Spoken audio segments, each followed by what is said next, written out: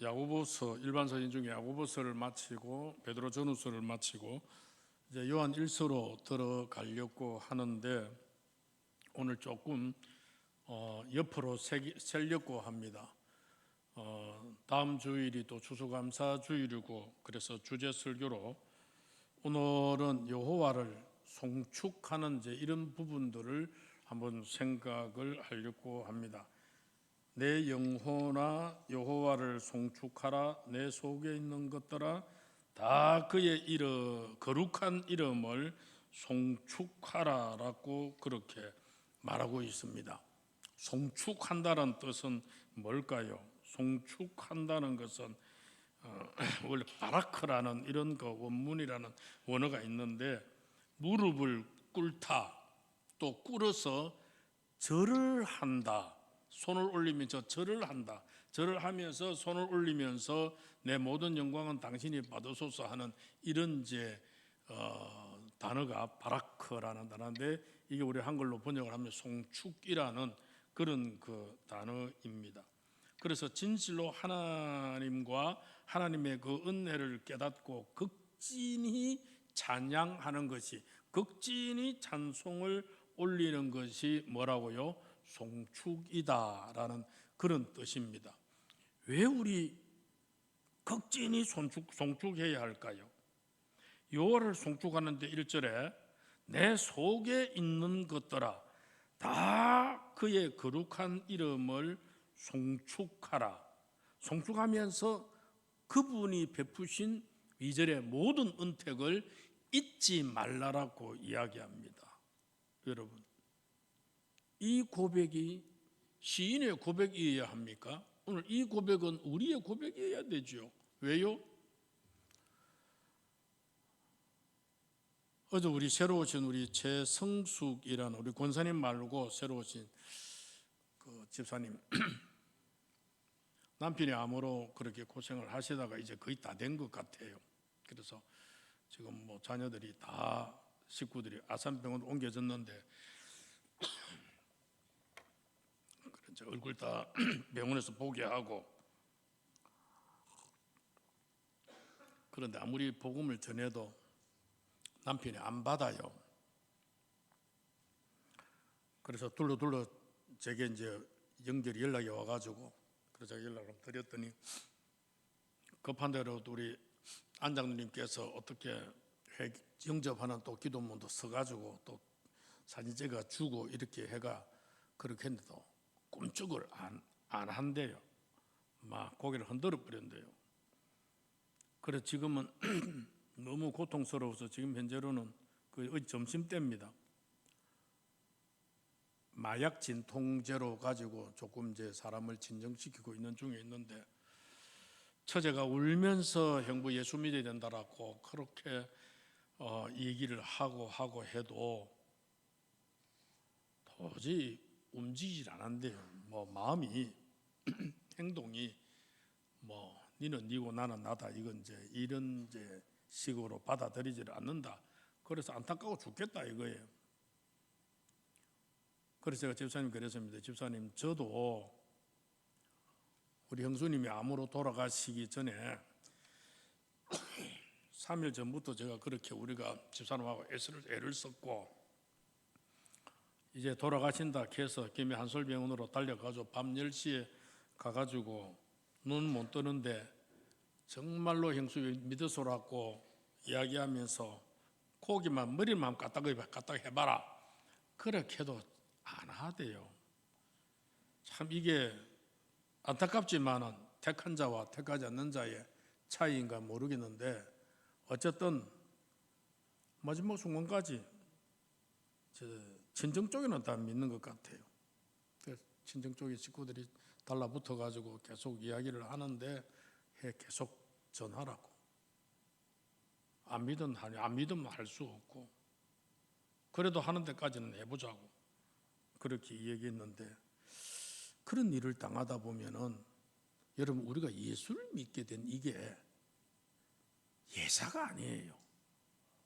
이게 누구 때문에 내가 예수 믿겠는지 뭐 좋은 부모 만나가지고 윗도로부터 믿는 과정에서 자연스럽게 받아가지고 그렇게 믿게 되어진 그 믿음도 너무 귀한 믿음이고, 여러분 안 믿는 가정에서 태어나면 그 예수 믿는 거 얼마나 어려운 줄 압니까?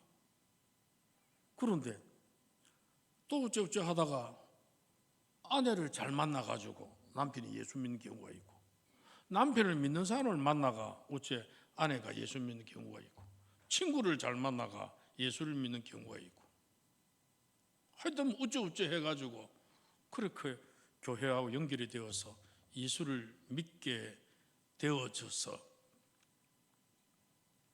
하나님의 자녀가 되어지고 하나님을 아버지로 부를 수 있고, 그러므로 말미암아 우리가 구원의 반열 위에 살아가면서 천국을 소망하고 하나님의 자녀로 후사로 준비되어 있는 이런 그 준비된 맨션이 준비되어 있고 파라다이스가 준비되어 있고 낙원이 준비되어 있는 그런 이 땅 위에서 삶을 살아가는 이게 얼마나 복된 일입니까?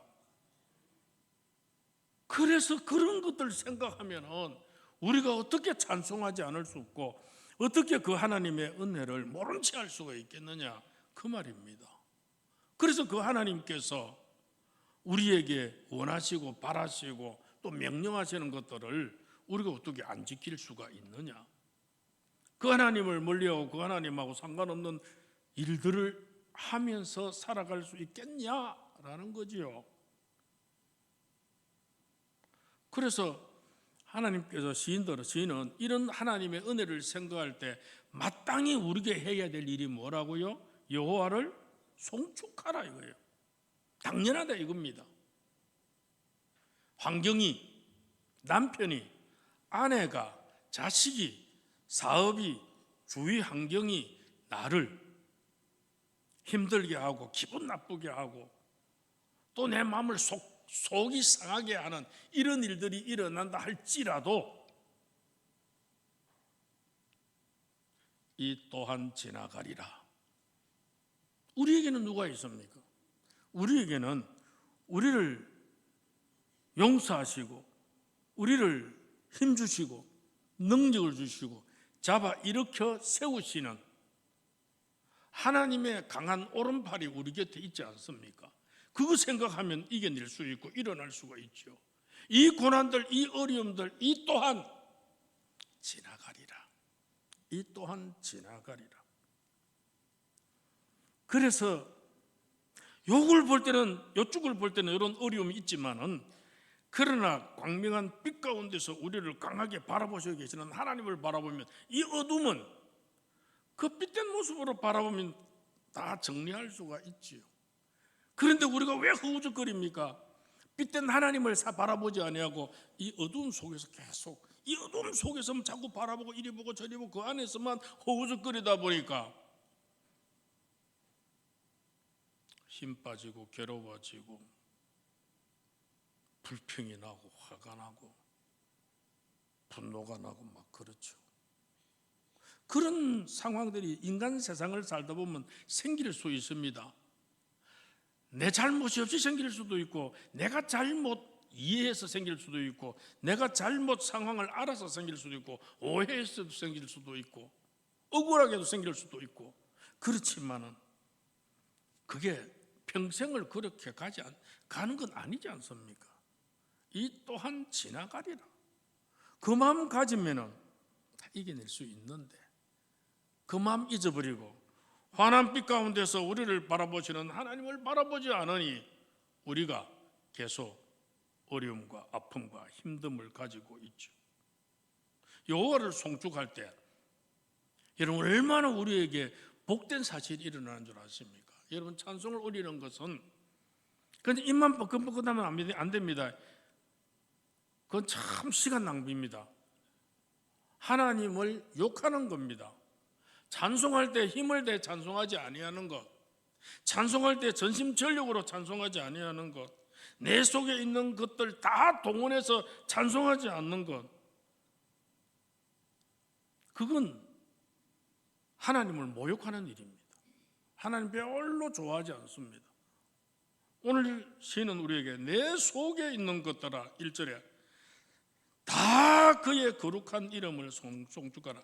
내 속에 있는 것 전부 다 드러내어서 전부 다 전심전력으로 힘을 다하여 찬송하라, 그 말입니다. 왜요? 여호와의 송축하면 그의 모든 은택을 잊지 말라라고 이야기하는데,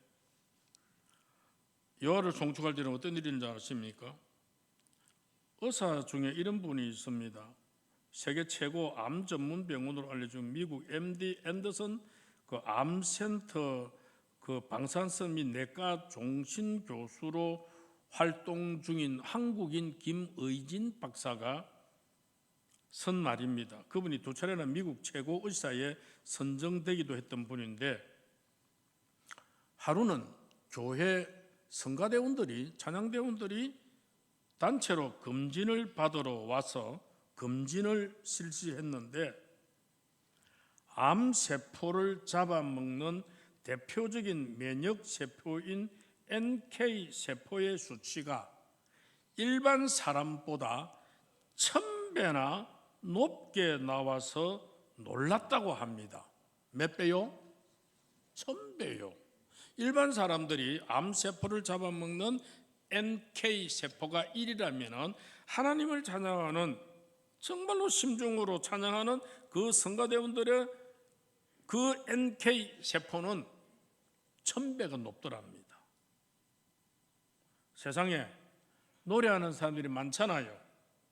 그런데 유독 하나님을 찬양하는 사람들에게 이 같은 결과가 나온 원인은 뭘까요?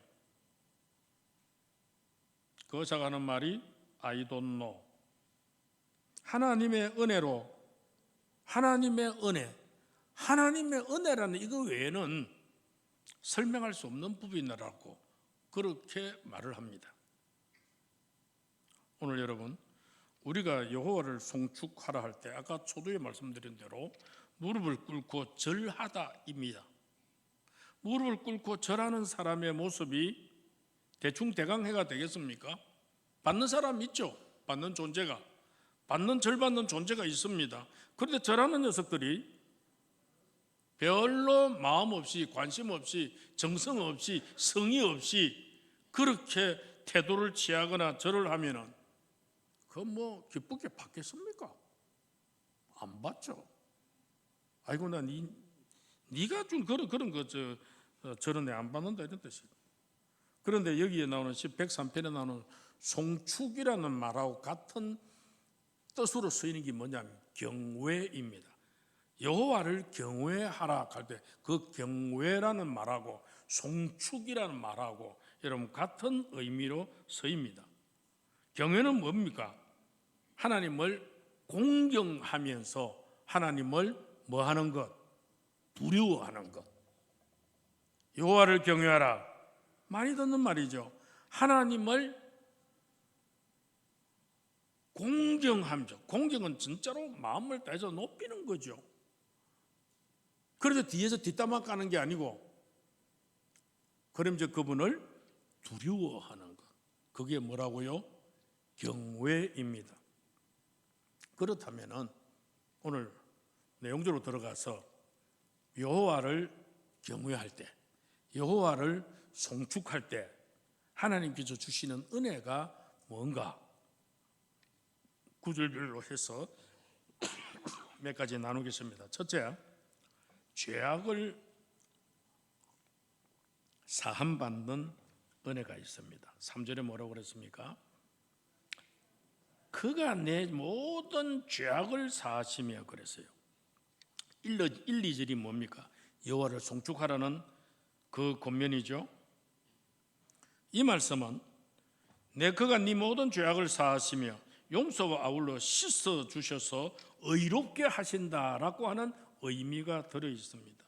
예수 믿어서 영원한 속죄뿐만 아니라 하나님의 마음을 아프게 하는 마음의 악도 예수님께서 십자가에 못 박히심을 우리가 알아야 되는 일이죠. 아직도 우리가 예수를 믿으면서도 아직도 우리의 마음속에 꿈틀거리는 마음의 죄가 있다면 왜 그 죄가 있을까요? 그건 하나님을 섬기는 섬김이 부족해서 일어나는 현상일 뿐입니다. 그래서 세상에서 가장 큰 죄는 무슨 죄일까요? 예수 안 믿는 죄가 가장 큰 죄입니다. 또 다른 고담 죄는 뭘까요? 하나님을 섬기는데 게으른 죄입니다. 예수 믿고 하나님을 늘 경외하면은 원리적으로 우리가 죄를 지으려고 해야 지을 수 없는 은혜를 받게 되어집니다. 제가 화요일마다 요즘은 강의를 나가고 있습니다.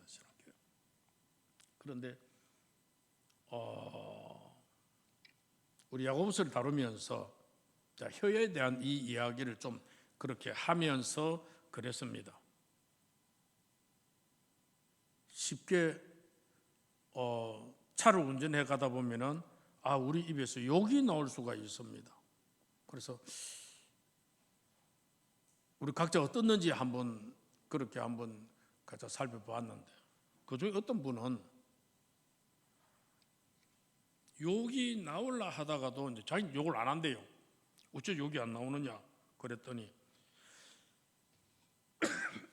욕이 나오려고 하다가도 저 영혼도 내가 전도해야 될 영혼이 될지도 모르는데 내가 연결될지도 모르는데 어쨌든 간에 내가 욕을 그렇게 해가 되겠나 하는 이런 그 마음.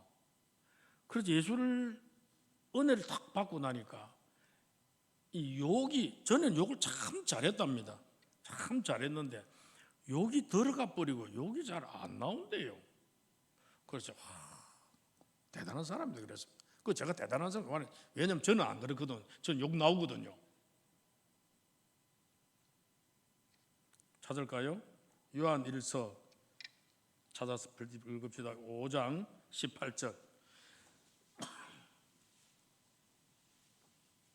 요한 1서 5장 18절 같이 읽습니다.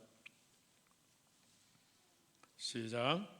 하나님께로부터 난 자는 다 범죄하지 아니하는 줄을 우리가 아노라. 하나님께로부터 나신 자가 그를 지키심에 악한 자가 가나안의 복은 여러분 여호와 하나님을 경외하고 우상을 멀리하는 자에게만 주어지는 하나님의 약속입니다. 하나님께로부터 난 자는 다 범죄하지 아니하는 줄을 우리가 안다고 그랬습니다. 하나님을 알고 하나님을 섬기는데 자꾸 우리가 나태하고 게을러 하는 바람에 하나님께로 나는 자로 완전하게 이르지 못해가지고 우리가 성숙하지 못한 그런 부분들로 인해서 나타나는 현상인데 여호와 하나님을 경외하는 자에게는 우상도 멀리하면서 하나님께서 지키시는 그 은혜 가운데서 우리가 보호하심을 받는다 그 말입니다. 성막 앞에 보면 물두멍이 있지요. 그 물두멍은 하나님 앞에 나아갈 때 경외하는 모습으로 깨끗이 씻는다라는 이런 의미입니다. 왜냐하면 인생은 누구나도 실수할 수 있고 인생은 누구나도 완벽하지를 못한다. 행동이나 말이나 모든 삶에 있어서 다른 사람에게 상처를 줄 수도 있고 다른 사람에게 완벽한 그런 어떤 모습들을 줄 수 없다라는 그게 바로 우리 인생이라는 것을 말해주고 있습니다. 보십시오. 의인 노아도 포도주를 마시고 벌거벗은 채 아들이 저주받는 일이 생깁니다. 그 사건 뛰어넘어서 아브라함도 하나님의 그 약속을 믿지 못하고 첩을 얻었다가 하나님과의 교통이 끊어지고 하나님과 불화가 생기는 이런 일들도 있었던 것 합니다. 다윗도 잠시 방심하다가 범죄함으로 말미암아 칼날이 그 집에서 끊어지지 않는 이런 그 우를 범하기도 했습니다. 그러니까 하나님을 늘 가까이 하고 경외하면서 살아가는 이 삶이 우리로 하여금 죄악 가운데에서 승리하는 삶이 되어진다. 잠시 틈을 주면은 얼씨구나 좋다 하고 누가 달려들까요? 악한 영이 달려들어서 우리를 넘어뜨린다 그 말입니다. 첫째는 죄악을 사함받는 은혜가 있고 둘째는 치유의 은혜 3절에 뭐라고 그랬습니까? 그가 네 모든 죄악을 사하시며 또 뭐라고 그럽니까? 내 병을 고치시며 내 모든 병을 고친다. 한 가지만이 아니라 모든 병을 고치신다 그랬습니다.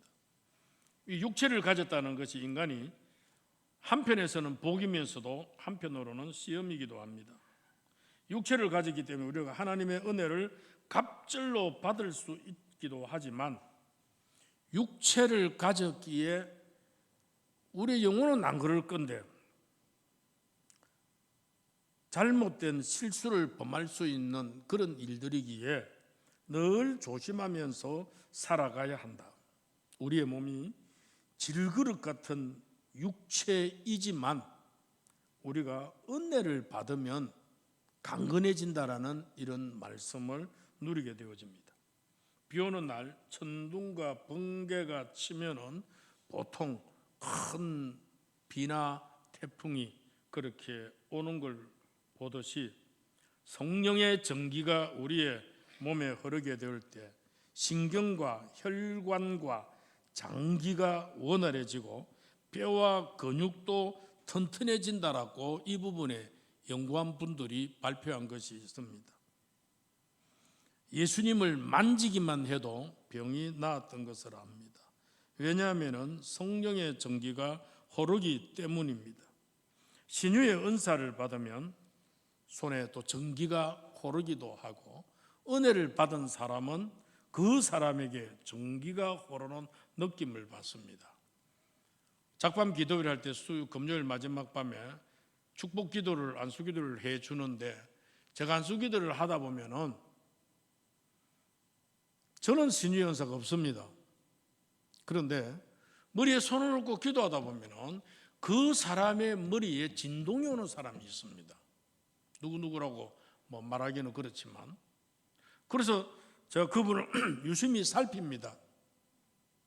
참 하나님의 말씀을 사모하고 참 하나님을 두려워하고 참 하나님의 은혜를 정말 사모하며 살려고 참 애쓰는 분이구나 하는 그런 공통점을 발견하게 되어집니다. 아마 성령께서 그분에게 역사하시는 줄로 그렇게 압니다. 반면에 악령이 지배하면은 우리가 우리 몸을 압니다.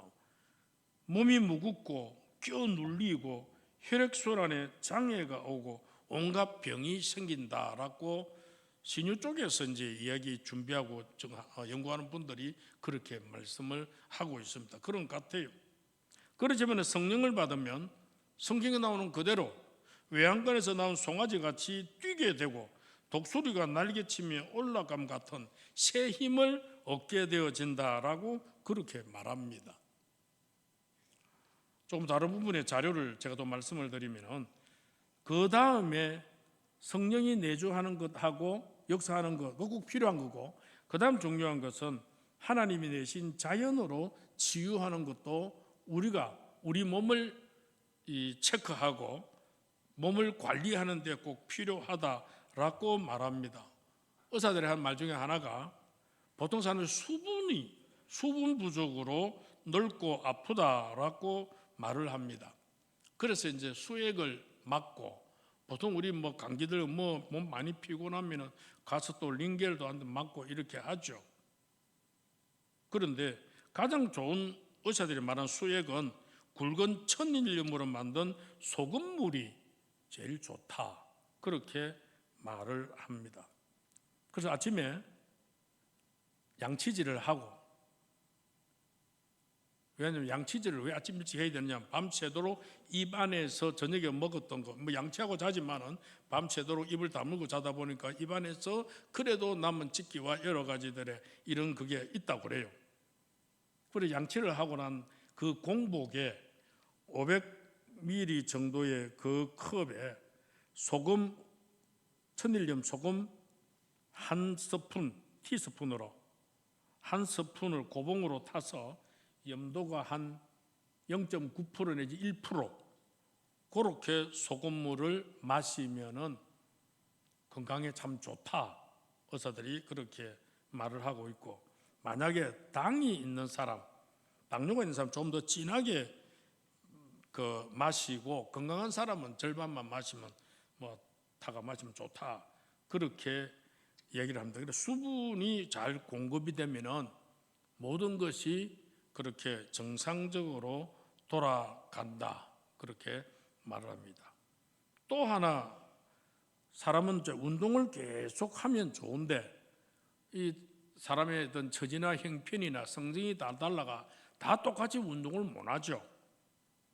그러나 운동을 못 하다 보면 이제 하나 틀 나오는 게 근육이 사라집니다. 그래서 이제 근육을 위해서도 이 고기를 먹어야 되는데 부작용이 없도록 혈액순환제를 아울러 꼭 드시라 그렇게 말을 합니다. 허약한데 혈액순환제만 먹으면은 빈혈이 오고 어지럼증이 온다고 합니다. 젊을 때야 괜찮지만 나이 들면은 우리의 머리로 계산을 잘 해가지고 그래서 얼마의 당을 먹었으니 염분은 어느 정도 먹어야 되겠다. 고기를 먹었으니 혈액순환제도 어느 정도는 먹어야 되겠다라고 하는 이런 또 계산을 좀 해가지고 자기 몸을 관리를 해야 한다라고 그렇게 말합니다. 자, 그럴 때 하나님께서 또 우리를 또 그런 방법 가운데에서 그것도 하나님이 우리를 강건케 하시는 하나의 자연적인 방법이라 그렇게 말들을 하고 있습니다. 그래서 하나님을 경외하다 보면은 하나님께서 우리에게 이 사람을 만났는지 저 사람을 만났는지 이분의 도움을 받든지 저분의 도움을 받든지 우리의 몸에 필요적절한 것들을 그렇게 먹게끔 해서 우리로 하여금 강건케 하시는 그런 은혜를 주신다. 그 다음에 4절에 4절을 같이 한번 읽을까요? 4절에 뭐라 그럽니까? 시작.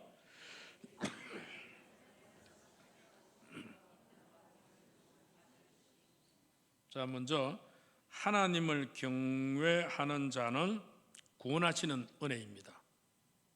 여기서 파멸에서 속량하시고 이 말이죠. 이 파멸의 원래 히브리어는 구덩이 혹은 무덤을 말합니다. 구덩이와 무덤에서 구원해내시고 사망을 의미하기도 하고 엄부를 의미하기도 합니다. 물론 죽었다가 살아나기보다도 하나님의 은혜로 여러 번 죽을 고비를 넘겼음을 아마 이렇게 표현할 수도 있더라. 죽을 수 있는 위기, 그런 우리 요즘 참 옛날보다도 위험한 일이 많지요. 차를 운전해보면 나는 잘 가는데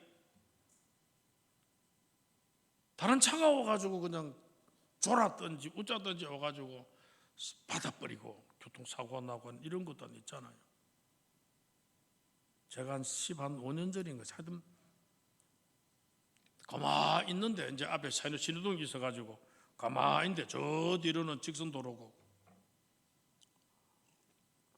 빨간불이라서 가만히 있는데 신호 받아가지고 뒤에서 보라 저 흰 차 하나가 쫙 달려오는데 저기 달려오면서 자자자자 앞에 빨간불이 지니까 속도를 늦춰야 되는데 제 느낌에 안 늦춘 것 같아요. 브레이크를 안 밟는 것 같아요. 하는데 그대로 와가지고 받아버려요. 그런데 전 오니까 제 나름대로 브레이크를 밟고 핸들을 꽉 잡고 힘을 딱 주고 좀 이렇게 대처를 하고 있었죠. 온다고 그 차를 확 돌릴 수도 없고 지금 정지되어 있는 상태에서.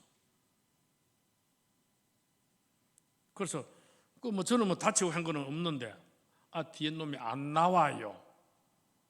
그래서 제가 먼저 나가가지고 무슨 짓이고 하고 또 보니까 지가 그냥 피를 철철 흘리고 있어요. 요 마산 창원 쪽에 혈액 공급하는 그런 그 일을 하는 친구인데 젊은 사람 친구인데 보니까 졸았어요. 그 앞에 보는 이 사람 졸아버리면은 앞에 빨간불도 이 빨간불로 그냥 이게 뇌를 인식을 안 하고 그냥 가요 그냥. 하여튼 그런 식으로 그건 그렇게 해서 됐지만은 이거 옆에서 받아보든지 어쩌든지 하여튼 그래가지고 진짜 사람이 큰일 날 수 있는 경우들도 정말 많이 있지 않습니까? 그런데 하나님을 경외하는 자는 그런 파멸, 그런 가운데서도 속량해 주시는 그런 은혜가 있다. 참 그런 걸 가지고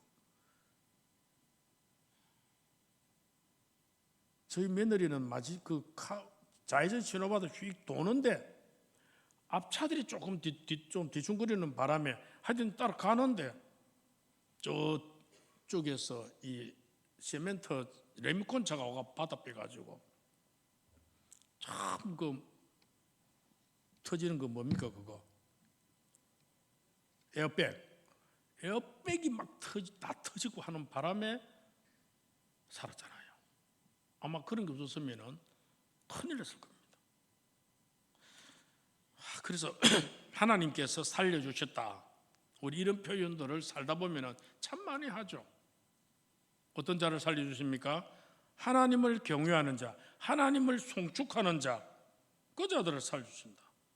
보십시오. 헤롯이 예수님을 죽이려고 할 때에 꿈에 지시를 받아서 애굽으로 피신한 것처럼 하나님을 경외하는 자들을 하나님께서 어떻게든 보호하시는 그런 은혜, 그 축복이 있더라 그 말이죠.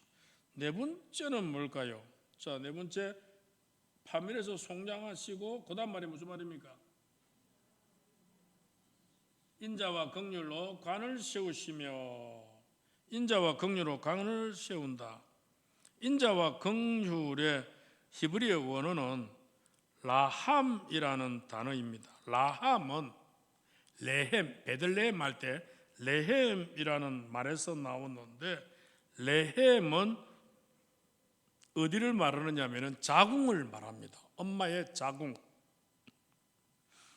어린 태아에게 어머니의 자궁같이 따뜻하고 포근하고 자비롭고 은혜로운 곳이 어디 있습니까? 그때만큼 아이가 평안한 곳이 어디 있나요? 그러니까 하나님을 경외할 때 가장 행복하고 생각만 해도 이루어지는 자궁화가 된 천국이 하나님을 송축하는 자에게 인자와 긍휼을 베풀어 주시는 은혜가 있더라 이 말입니다. 관을 세우신다는 이 말은 원래 애워사다, 호의하다 이런 그 뜻인데, 이것은 바로 하나님의 자비와 긍휼이 여기시는, 불쌍히 여기심으로 반드시 왕과 같이 높여주겠다, 이런 그 뜻이 되어집니다. 그래서 시편 23편 5절에 주께서 네 원수의 목전에서 내게 상을 차려주시고 기름을 내 머리에 부으셔서 내 잔이 넘치나이다. 내게 상을 차려주시고, 이거는 상급 주시는 상이 아니고 우리의 밥 먹는 상입니다. 주께서 내 원수의 목전에서 내게 상을 차려주시고, 밥 먹는 상을 차려주시고, 밥상을 차려주시고, 이 밥상은 대관식에 차려진 잔치상입니다. 머리에 기름을 부었다, 이 말은 왕으로 세우신다는 이런 의미입니다. 그래서 하나님을 경외하면은 하나님께서 예수 안에서 하늘같이 높여주시고, 악도 다스리시고 사탄도 다스리고 저주와 불행도 다스릴 수 있는 권세를 주시는 하나님이시다, 그 뜻이죠. 그래서 하나님의 사랑과 긍휼만큼 좋은 것이 없습니다. 심판도 이기잖아요. 야고보서 2장 13절에 긍휼은 심판을 이기고 자랑한다 그랬습니다. 이 모든 것이 누구에게 온다고요? 여호와를 경외하는 자, 여호와를 송축하는 자에게 약속입니다. 마지막으로 하나님을 경외하면, 여호와를 송축하면 우리의 소원을 만족해 해 주십니다. 5절 읽을까요? 시작.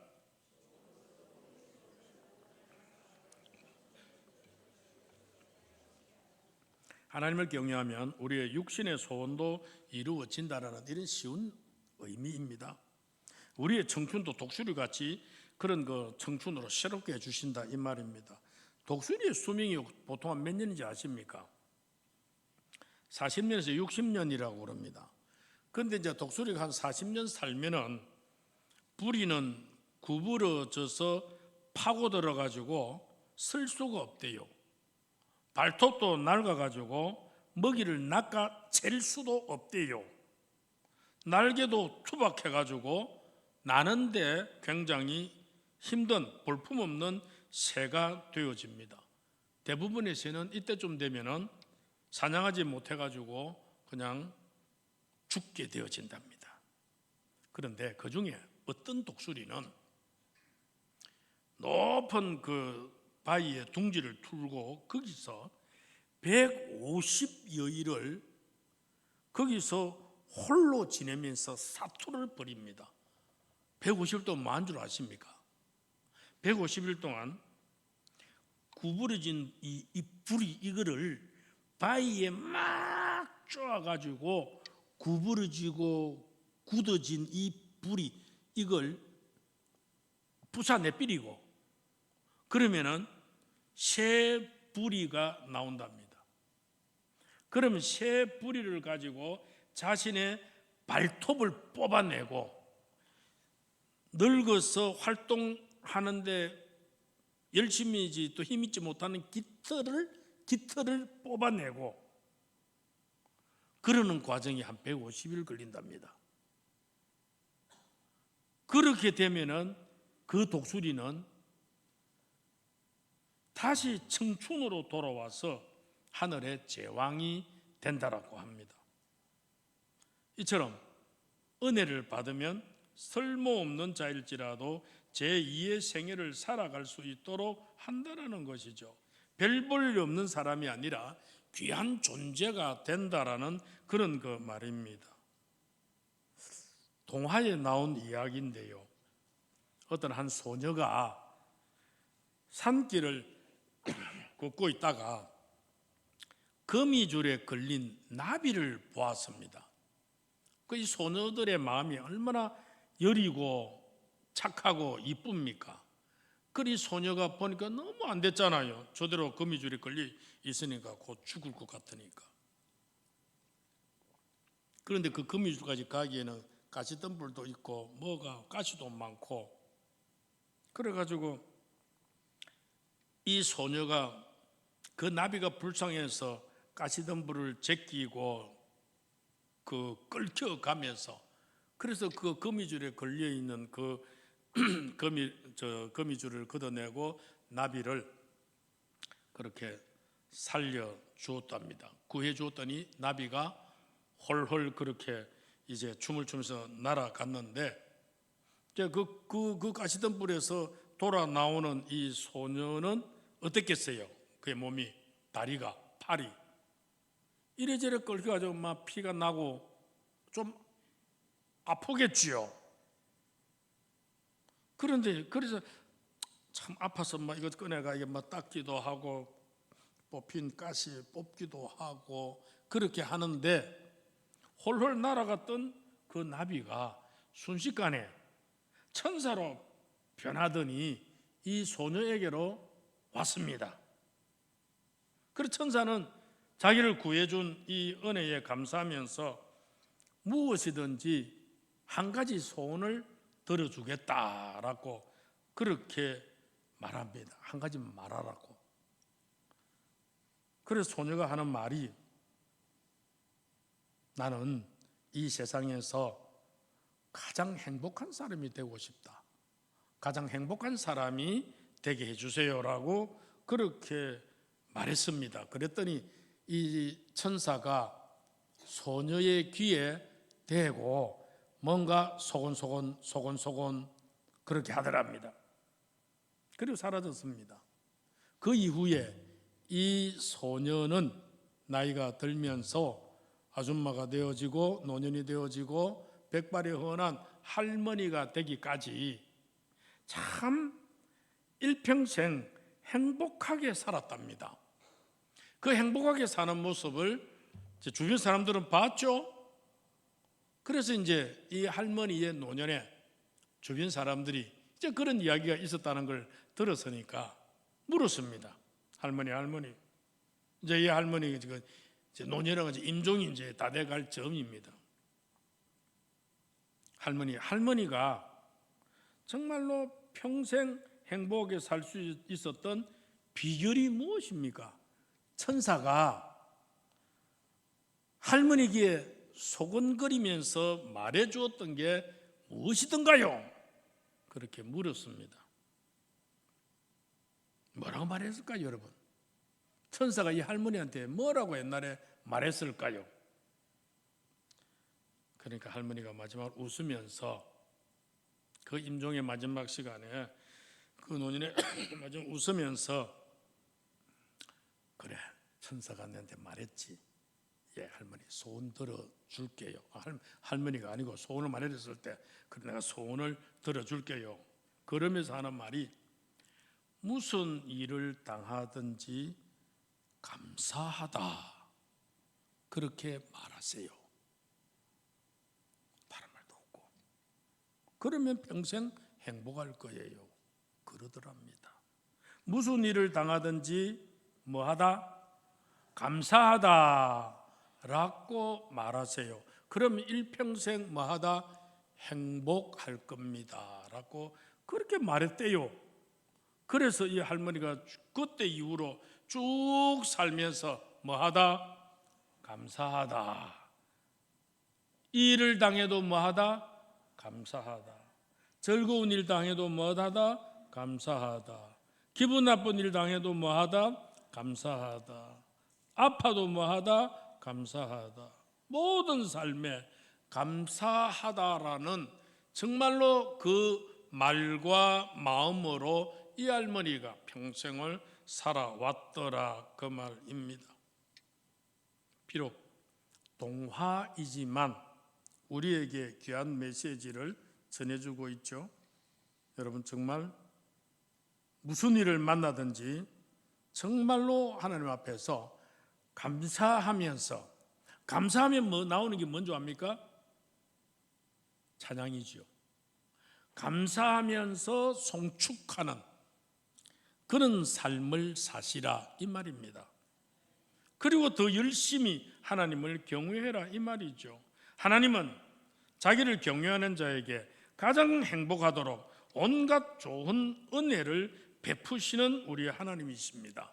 그렇기 때문에 우리 모두가 하나님을 더 잘 경외하고 송축함으로 죄가 사라지고 몸과 마음이 건강해지고 위기에서도 건진받았고 인자와 긍휼하심을 받고 누리는 그리고 우리의 소원까지도 이루어지는 그런 복된 성도의 삶이 우리 속에서 계속 일어나기를 주의 이름으로 축원합니다.